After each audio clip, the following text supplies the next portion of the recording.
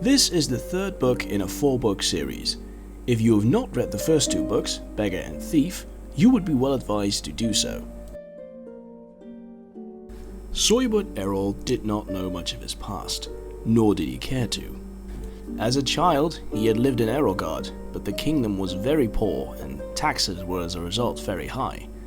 He was too young to manage his abundant inheritance, but his servants, fearing that their master would be ruined, moved him to Jotunheim. No one knew why that location was picked. Some old maid, long dead now, had thought it was a good place to raise a child.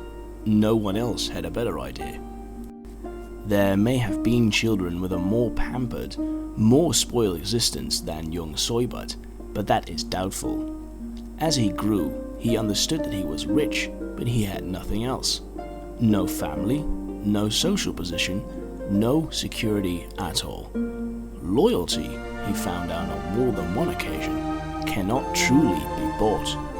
Knowing that he had but one asset, a vast fortune, he was determined to protect it and, if possible, increase it. Some otherwise perfectly nice people are greedy, but Eslaf was that rare accident of nature or breeding who has no other interest but acquiring and hoarding gold. He was willing to do anything to increase his fortune. Most recently, he had begun secretly hiring mercenaries to attack desirable properties and then buying them when no one wanted to live there anymore. The attacks would then, of course, cease, and Eslaf would have profitable lands which he had purchased for a song. It had begun small with a few farms, but recently he had begun a more ambitious campaign.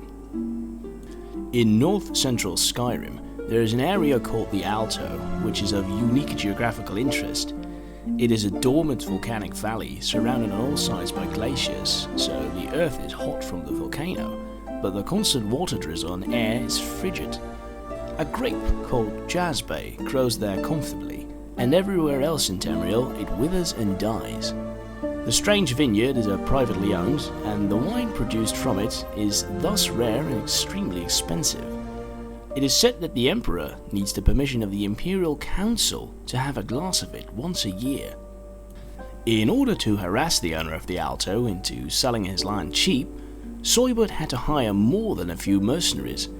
He had to hire the finest private army in Skyrim. Eslaf did not like spending money, but he had agreed to pay the general of the army, a woman called Sifitra, a gem the size of an apple. He had not given it to her yet. Payment was to be delivered on the success of the mission, but he had trouble sleeping knowing that he was going to give up such a prize. He always slept during the day so he could watch his storehouse by night when he knew thieves were about. That brings us up to this moment when, after a fitful sleep, Eslaf woke up at about noon and surprised a thief in his bedroom. This thief was Eslaf. Eslaf had been contemplating a leap from the window, 100 feet down, into the branches of a tree beyond the wall of the fortified palace and a tumble into a stack of hay. Anyone who has ever attempted such a feat will testify that it takes some concentration and nerve to do such a thing. When he saw that the rich man sleeping in the room had awakened, both left him, and Eslaf slipped behind a tall ornamental shield on display to wait for Eslaf to go back to sleep. Eslaf did not go back to sleep. He had heard nothing, but could feel someone in the room with him. He stood up and began pacing the room. Eslaf paced and gradually decided that he was imagining things. No one was there. His fortune was safe and secure. He was returning to his bed when he heard a clunk.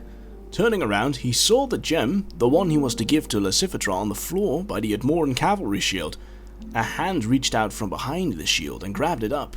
Thief! Eslaf cried out, grabbing a jeweled Akavira katana from the wall and lunging at the shield. The fight between Eslaf and Eslaf will not go down in the annals of great duels. Eslaf didn't know how to use a sword, and Eslaf was no expert at blocking with a shield. It was clumsy, it was awkward. Eslaf was furious, but was psychologically incapable of using the sword in any way that could damage its fine filigree, reducing its market value.